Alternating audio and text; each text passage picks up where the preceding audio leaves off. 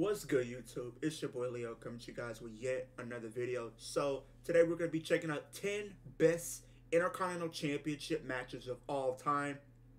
For those who don't know, if people who have been kind of following me as far as, you know, my YouTube journey goes and, you know, stuff about wrestling, the Intercontinental Championship is literally one of my favorite championships of all time. I'll probably make a story time about it, or at least like going back to at least like the first match that I see that got me into wrestling. I might do like a little story time video if you guys want me to do that. If you guys want me to do that, let's get this video to 10 likes and I'll do a little story time about it. I'm talking about like the first match that really got me into wrestling. I'll do that for you guys. But outside of that, the Intercontinental Championship is like one of my favorite championships of all time. It's literally like that workhorse championship, and a lot of people can agree. A lot of people put their blood, sweat, and tears, and it was always viewed as a championship where if you win that championship, you're pretty much next up to win the world title or the WWE Championship or whatever the case is. And also, I actually have the Intercontinental Championship myself. So yeah, but I just had to put that in there. But I want to see like this is from Parts Fun Known. So if you guys want to see the full link, I'll leave the full link, the original links in the video in the descriptions. But we're gonna get into it to see what the 10 best Intercontinental matches of all time are. I also know that they have like the worst, so I'll make this a part two. We'll do the best now, and then we'll do the worst maybe later this week or like next week or so. So if you guys want me to do that, let's get this video to 10 likes. If we can get this video to 10 likes, not only will I do a story time talking about my favorite match that got me into wrestling, but I will also do a part 2 to this video as well. But let's get into the video.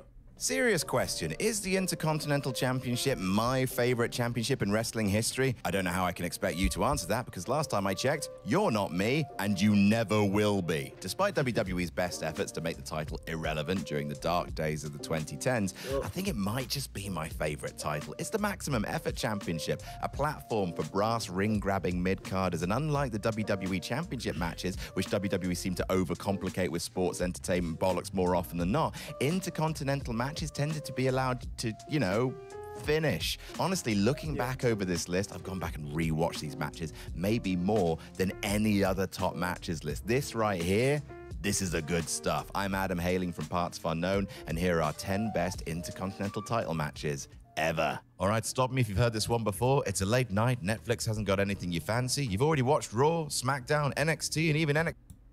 Number 10, AJ Styles versus Daniel Bryan, SmackDown 2020. Do you have any idea? Do you have any fucking idea? Hey, I'm not gonna lie. I'm surprised that they put this match on here, but I'm not mad at the same time, because this match that they had for the Intercontinental Championship was actually really good. I honestly feel like people really don't talk about this match, but this match is very slept on, in my opinion.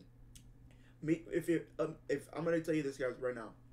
If you guys haven't seen this match, or if you guys didn't really watch during the pandemic era, I'm telling you now, you don't have to go back and watch every match, but I would tell you now, go and watch AJ Styles versus Daniel Bryan for the Intercontinental Championship from the pandemic era. That match was fire. This match is probably like one of my favorite matches of their like entire feud. And then plus the rules were reversed, because at that time when they first feuded, AJ was a face, and then they had Daniel Bryan become heel, but now it's different where AJ's the heel and Daniel Bryan is the face again. But I do think this is one of my favorite matches of their entire feud. This is definitely, I will really rank this one over all their WWE title matches, in my opinion.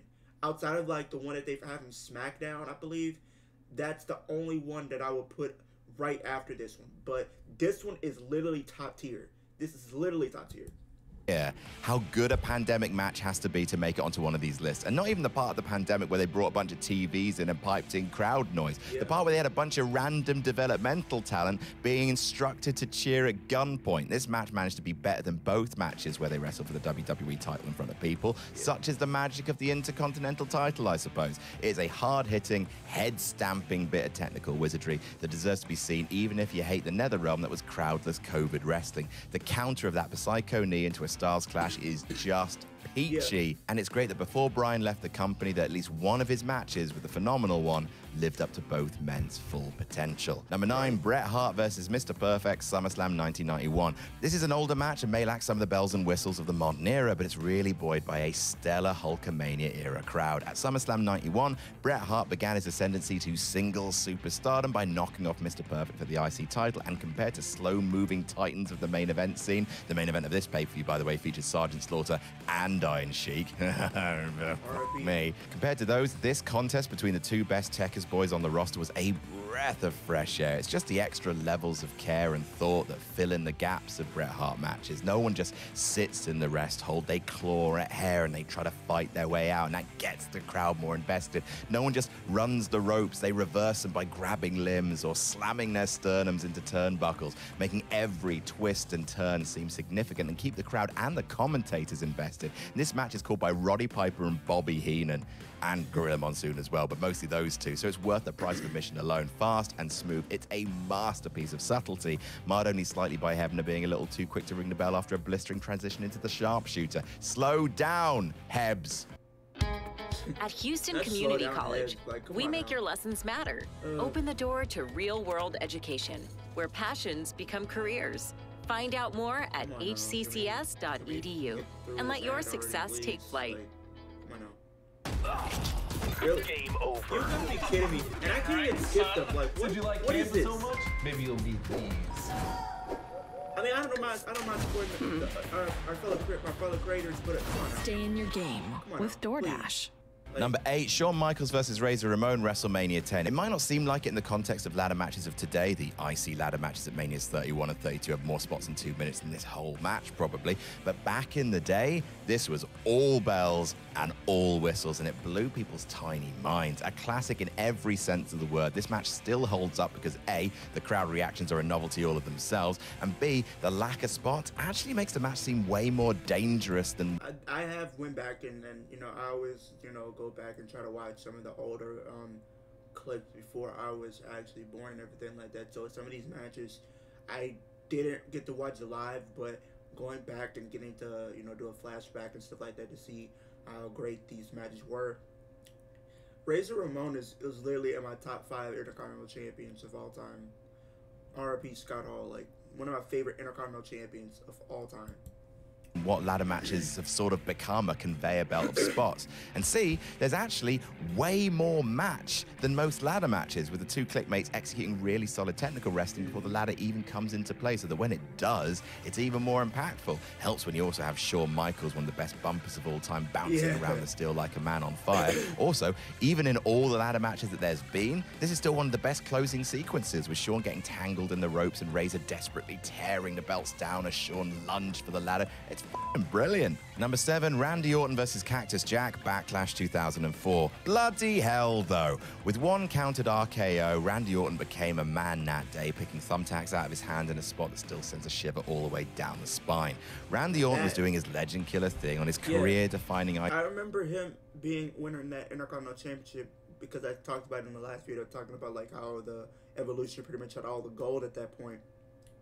This is real. I think when he won the Intercontinental Championship, I think that's where it really started to kick in, where it's like he's really going with this full-blown legend killer type of gimmick. So definitely, I do think this was a very great match. It was a very good match. I think it's literally, in my opinion, it's probably like one of the best matches out of both of their careers. I'm not saying it's the best, but it's one of the best out of both of their careers. IC title run as part of Evolution, where he ran afoul of history's craziest Santa Claus, Mick Foley, who digivolved into Cactus Jack to do for Randall what he did for Paul back at the Royal Rumble 2000, i.e. take a smarmy pretty boy and send them through the fire, turning them into a legit main eventer. It's an insane parade of spots with almost no let-up. Could have done without my dad, Eric Bischoff, coming out to briefly lecture Mick about fire safety, but other than that, it's a perpetual nightmare of barbed wire, stage dives, and blood. Just picturing Cactus staying up all night, making that barbed wire bed. He's got Stevie Nicks on in the background, getting frustrated because the ends of the gaffer tape keeps sticking together. I actually watched this, like, and you're probably like, what do you mean? Because I know people are probably like, how did you watch it when it was like, it was these pay-per-views, you had to pay for them? Like, I was at like one of my family relatives' place, and like they watch wrestling, but they didn't watch it as much as we did, like I did. But like it would be a situation where they really wouldn't watch like the weekly shows like Raw or Smackdown. They didn't watch them. They just watched the pay-per-views. So it kind of was a little different. But this match was very good. This left me traumatized as a 4-year-old kid because, like, dude, they're using barbed wire, for crying out loud. Like, what are we doing? But then as I got over, I started to appreciate it a little bit more, and I actually became a little bit more crazier when it came to the wrestling stuff.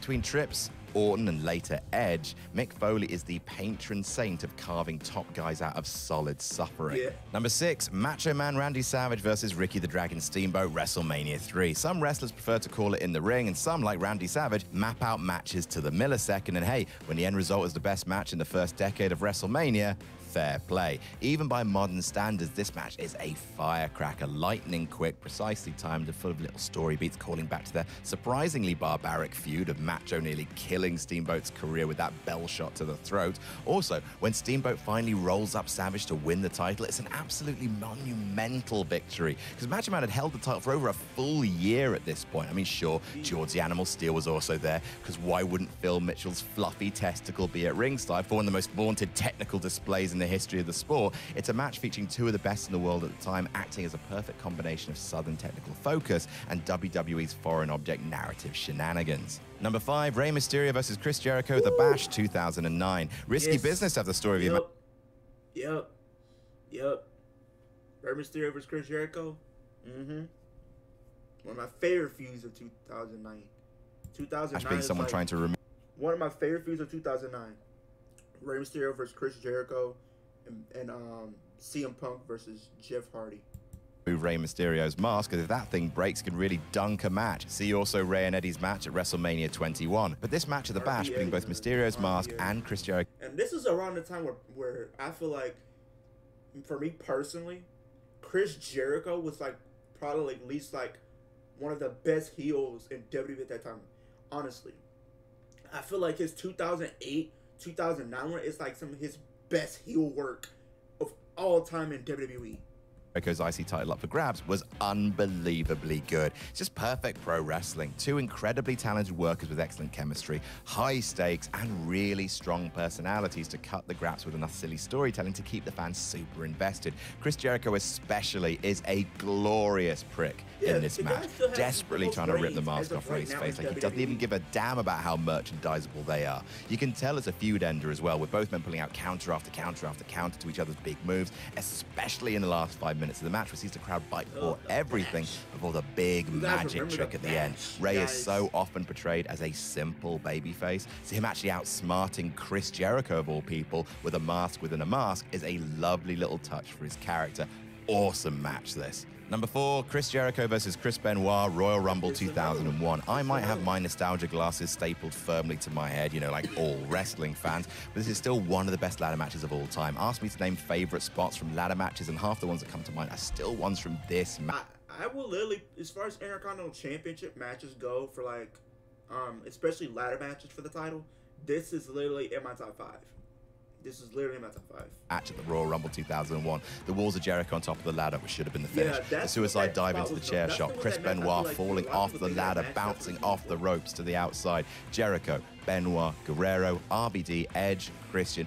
All of these men cemented their place in mid-card legend with Intercontinental ladder matches. Honestly, the only top guy from WWE's mid-card back then who never fought for the dangling strap was Kurt Angle. Seems mad, but of all those stellar contests, this one is the best. Spectacular without sacrificing technical skill, brutal without spilling a drop of blood. It's an absolute clinic in how no one could touch WWE in early 2001. Number 3, Gunther versus Drew McIntyre versus Sheamus. This match was fire. One of my favorite matches of WrestleMania 39. The entire weekend for WrestleMania 39.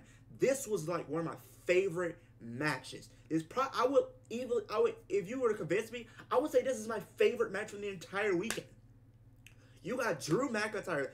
The guy can go. Sheamus, he feuded with Gunther for like the most part, like the bitter part of the end of last year. Those two put up bangers, no pun intended. But these three in the ring, bruh, the chemistry was there. You can tell these guys fought to their last breath. I love these hard-hitting matches. These are like I feel like they give you like that brawling, old-school feel, in my opinion. Especially Gunther. Drew, Sheamus, all of them, they all carried this match. This match is like my favorite match for the Intercontinental Championship. I will easily say that. But I wonder if they're going to add my other favorite match in here, because I think that might be my favorite one. WrestleMania 39. Gunther is my favorite thing, and I feel confident saying that Murder Accountant has not had a bad match.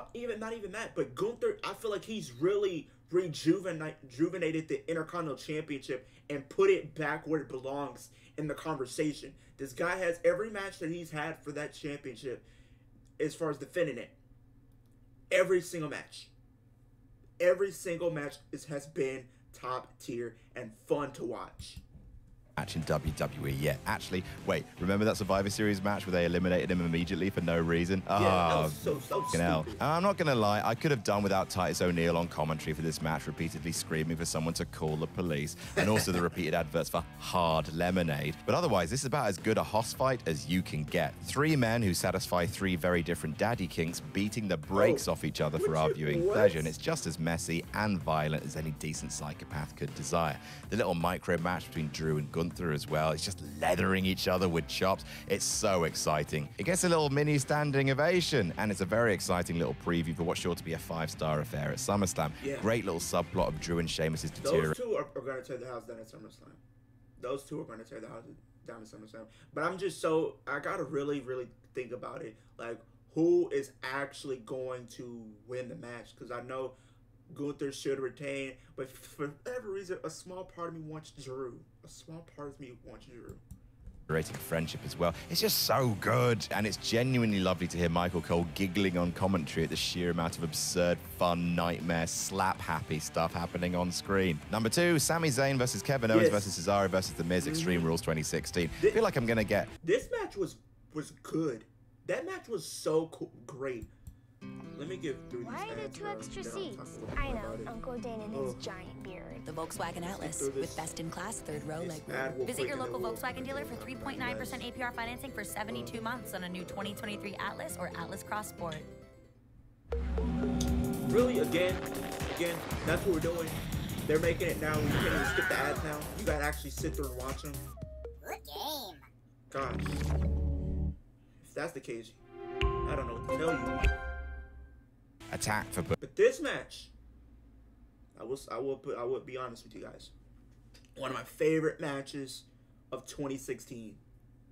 One of my favorite matches in 2016. And 2016 had a lot of great matches. Because I think 2016 was a great year in a way for WWE, but also not.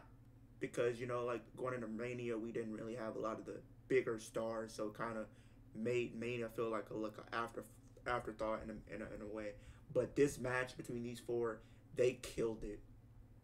I literally go back and watch this to this very day, and I still get goosebumps just how good this match was. Putting this above the WrestleMania 39 match, but hot damn, I just rewatched it. It's up there for being one of my favorite matches ever. It's just got all my top lads in it. Cesaro's amazing. Sami and Kevin not only great themselves, but have a bloody brilliant story going on. Yeah. I don't care what Luke says. I love this era of The Miz. I've waxed poetic about this match before in our list of best fatal 4-ways of all time. Watch that list and send me presents. But it bears repeating. This is a match with not only a beautiful pace, a sense of spectacle, and an emotional core of Sami and Kev. There's also a really fun joke at the heart of it. What would happen if the most sports entertainment man to ever exist crashed a Ring of Honor wrestling match with all 3 ROH alumni putting each other through hell and Miz repeatedly sneaking in to pick up the scraps? I made it clear in my favorite matches of the year list, watch, present, that I love multi-man matches with a lot of silly moving parts, and this is a shining example of that, and a brilliant example of what the IC title belt can do, shine a huge spotlight on an extremely talented mid-card. And number 1, Gunther versus Sheamus, Clash at the Castle 2022. This is it right here. This match was brutal, hard-hitting. They stole the show, bro. Like, if you go back to 2022, this match is like my favorite match of 2022. My favorite match of 2022. Number 2, I would literally put Drew versus Roman. As much fun as a good multi-man can be, you got to love a really good singles match for the Intercontinental title. Nothing more maximum effort than two mid-card guys really going for it for the IC. And this is probably the best example of that, maybe ever. Sheamus rejuvenated his whole career in one match. Imperium got back. I really do hope they do give, you know, Sheamus his due and give him the Intercontinental Championship at some point. The man deserves it. He could finally become a Grand Slam champion. I feel like he could put on some great matches with the Intercontinental Championship. Together, and Gunther truly arrived on the main roster, all wrapped up in pure five-star violence. From the moment Giovanni Vinci appeared, to the really fun faction chaos as Gunther and Sheamus stare each other down, to the 20 minutes of brutality that followed. The match was so good, it created an instantly iconic pairing, so much so that they immediately ran it back at the Royal Rumble. Not only was the match supremely violent, there was also tight psychology in the targeting of Sheamus' back, had played into the finish, plus the overjoyed UK fans showing Sheamus the kind of love he hadn't received in so very long. I had a blast watching it, and Gunther's matches are just like that. They leave you giddy with how much punishment everyone's taking in front of you. Long may he reign. And that's it. What's your favorite Intercontinental title match? Yeah, bro. He pretty much hit it on the money. A lot of these matches were top-tier matches for their time periods, and it was for the older matches. But these matches, especially this one, Drew, Sheamus, Gunther for an Intercontinental Championship at WrestleMania 39. Then we got Drew potentially going to be facing Gunther for the Intercontinental Championship at SummerSlam. And then we had Sheamus and Gunther at Clash at Castle last year. So we've been definitely seeing some hard-hitting matches between, especially with Gunther being champion. Like I said, he definitely rejuvenated that championship. He put it back where it belongs in the conversation. He's been putting up some great, fun, hard-hitting matches and entertaining matches, of course, for the Intercontinental Championship. But comment down below, let me know what is your favorite Intercontinental match. I would like to hear what you guys have to say in the comment section down below. Let me know what is your favorite Intercontinental Championship match of all time. If it was on this list, let me know. If it was on this list, let me know. I would still love to have a conversation with you guys in the comment section down below. I love engaging with my fan base and stuff like that. We're on the road to 700 subscribers. We're at 602, so if you guys haven't had the chance to subscribe, please take time out of your day. Just hit that subscription button. Hit the like button so so it helps on the algorithm so more people can see what I'm doing here on YouTube. Hit that post notification bell so you'll never know. You can always be up to date when I post a video, whether it's a reaction video, rant video, live stream, any type of video. You could be in the loop of things when I do drop a video. You could be one of the very few. So, hey, please take 3 seconds out of the day. Just do those 3 things for me. That's all I ask for you.